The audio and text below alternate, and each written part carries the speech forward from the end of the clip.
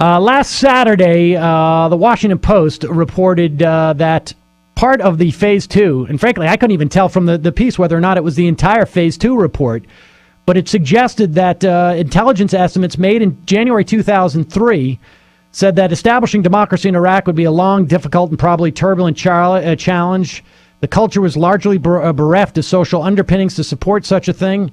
It went on to basically say all the warnings that we did not get from the administration at that time. On the phone, we have Dr. Ron Daniels, Glenn Greenwald, and Christy Hardin Smith. Now, we've been anticipating this report for quite some time, for almost 2 years now. Pat Roberts did his best to basically prevent this report from coming out. And it gets buried on a Saturday afternoon. Dr. Daniels, we are in a quagmire in Iraq based upon lies to the country that were offered by the Bush administration, essentially delivered by the mainstream media. And now we're in a situation where we don't seem to be able to get out of it. Just how many different layers of betrayal have the American public suffered under this? Well, it's legion, Sam, and I think one of the things that I find very frustrating about the political debate, and the Democrats in particular, is, you see, I mean, going back to linking it to the earlier question, I mean, suppose the polls say that America's against the war, but suppose the war was going well. I mean, the fact of the matter is the war was wrong. It was always wrong.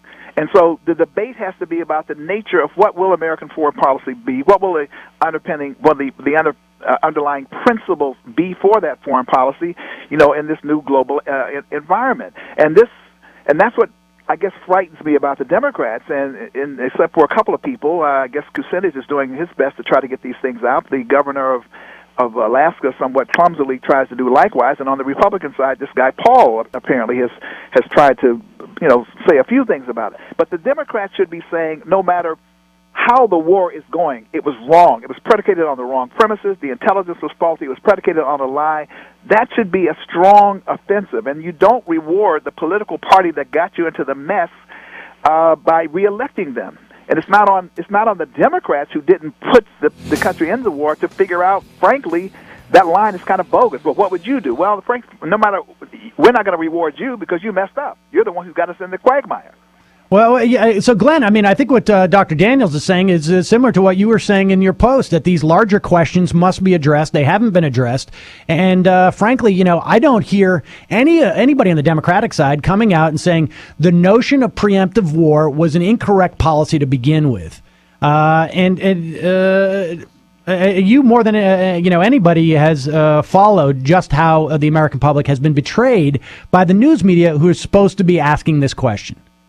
It's a really, the single most, I think, significant problem plaguing our entire political system is the grotesque disparity between what Americans believe and what the political system offers. And if you look at Democrats, as Dr. Daniels just said, even the ones who oppose the war are doing it on the grounds, in essence, that the war ended up being poorly managed and that there was no plan and that we're losing and that we have no way out, not questioning the fundamental premises on which the war was sold to the American public and supported by half the Democratic Party in Congress, which is that the United States has the right or even the obligation to go and invade countries whenever those countries aren't submitting to our will, and that it can do so outside of legal and ethical conventions and outside of the international system that has preserved peace, relatively speaking, for since the end of World War II.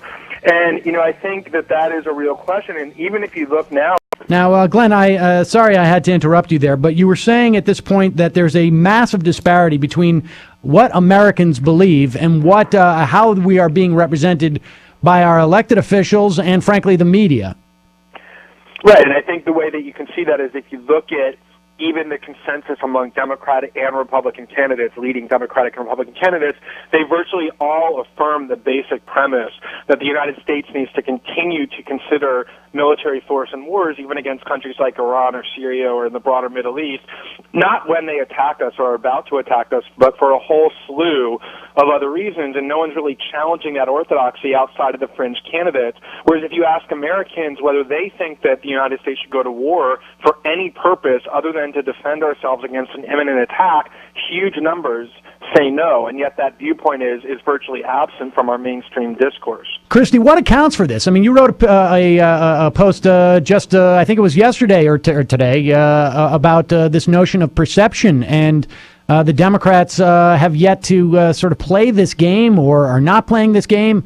What accounts for this divide?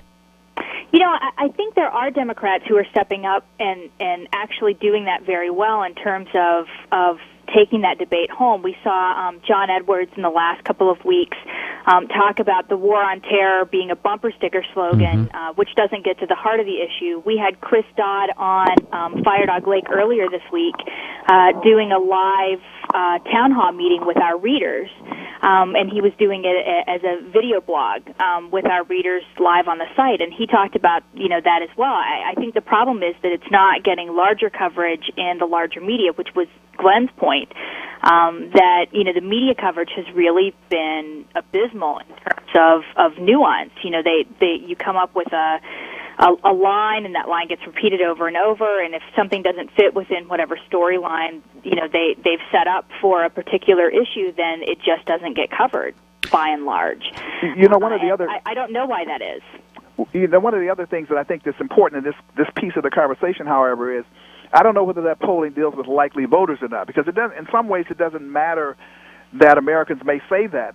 What the politicians tend to look at is who are the likely voters, because what's been driving these politicians to this sort of rank opportunistic pragmatism is the perception that if they're weak on defense, if they're weak on terrorism, if they're weak on these issues, that they can't win, particularly on the Democratic side. And that sort of ties into this whole question of, you know, not only what do the polls say, but are the people polling voting? I mean, what percentage of these people are actually people who go to the ballot box and cast ballots? But Glenn Greenwald, this perception is maintained despite these polls, and maybe it is. Maybe it's registered voters are significantly different, have a different perception than this. But certainly, this notion is a function, and this perception is a function, really, of the corporate media. I mean, we're seeing it. You've written about how they're talking about Fred Thompson as if he's some type of massive warrior, and all this guy has done is drive around in a red pickup truck at one point, and I think he was Buford Pusser for a couple of for the series. Look, there's no question that the mainstream media, which is, you know, they're largely very wealthy people who are rewarded parts of the establishment, defend and reflect establishment values, and Beltway establishment values.